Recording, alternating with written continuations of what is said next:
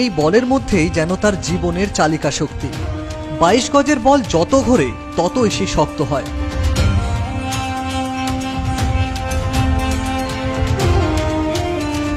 তার আঙুলের চাপে যেন স্বপ্নরাও আন্দোলিত হয়। চাপা পড়ে সব অভাব। জীবনযুদ্ধে এগিয়ে যাওয়ার লড়াইয়ে হার না মানা জেদ নিয়ে বল হাতে ছোটে জিন্না মণ্ডল। মৎস্যজীবী পরিবারের সন্তান এবার আইপিএলে কেকেআর টিমে নেট বোলিং করছেন, যা দেখে উত্তর 24 পরগনার বসিরহাটের বিবিপুর গ্রামে খুশির হাওয়া। অভাবের সংসারে জিন্নার ক্রিকেটে হাতেখড়ি গ্রামের রাস্তায় পড়ে থাকা ডাবের মুচি নিয়ে। সেখান থেকে টেনিস বলে হাত পাকিয়ে পাড়ার মাঠে খেলা শুরু। যে গ্রামে পেশাদারি ক্রিকেট খেলা মানে তো দিবা স্বপ্ন। আগে টেনিস বলে প্রতিদ্বন্দ্বী ব্যাটসম্যানকে কুপোকাত করলেও ক্যাম্বিস বলে খেলার সুযোগ ছিল না জিন্নার। কিন্তু প্রতিভা কি আর চাপা থাকে? এখন পারিশ্রমিক ছাড়াই কলকাতায় প্রখ্যাত কোচের প্রশিক্ষণ পান জিন্না মণ্ডল।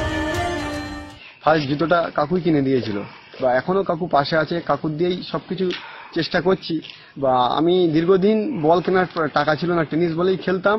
আর টেনিস বলে খেলতে খেলতে নিউ অ্যামাউন্টসমেন্টসের সাথে যোগাযোগ হলো, ওরাই আমাকে কলকাতায় নিয়ে গিয়েছিল। বা ওখান থেকেই আমি ট্রায়াল দিয়ে আজ আইপিএল নেট বোলার বা সিএবি ক্রিকেট লিগে খেলছি, সেকেন্ড ডিভিশন। বা চান্স পাওয়ার পরে ওখানে অনেক বড় বড় যারা কোচ ছিল তাদের কাছ থেকে অনেক কিছু শিখেছি বা দেখেছি ইন্টারন্যাশনাল প্লেয়াররা যেভাবে ক্রিকেটটা খেলে, তাদের পরিকল্পনা যেটা নিউজে আমরা দেখি বা টিভিতে দেখি, অরিজিনাল চোখের সামনে দেখে অনেক কিছুই শিখতে পারলাম বা অনেক কিছুই ভালো লাগলো। মাছ চাষ করে বা মাছ ধরে জীবিকা নির্বাহ করে, তো সেটা জিন্নার পক্ষে সম্ভব হয়েছে ওরা একান্ত চেষ্টায়।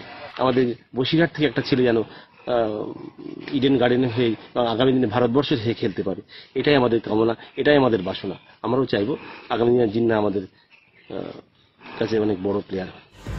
ক্রিকেটে যে তার জীবন, তাই সবুজ মাঠে যখন আন্তর্জাতিক মানের ভারতীয় ক্রিকেটাররা দৌড়ান, তখন নিজেকেও তাদের সঙ্গে গড়ে তোলেন জিন্না। অভাব সে তো ঘরে, খোলা ময়দানে সে যে রাজা হতে চায়। তাই গুটি গুটি পায়ে নিঃশব্দে এগিয়ে চলেছে প্রত্যন্ত এলাকার এক অনামী তরুণ প্রতিভা। বসিরহাট থেকে শ্যাম বিশ্বাসের রিপোর্ট, নিউজ বর্তমান।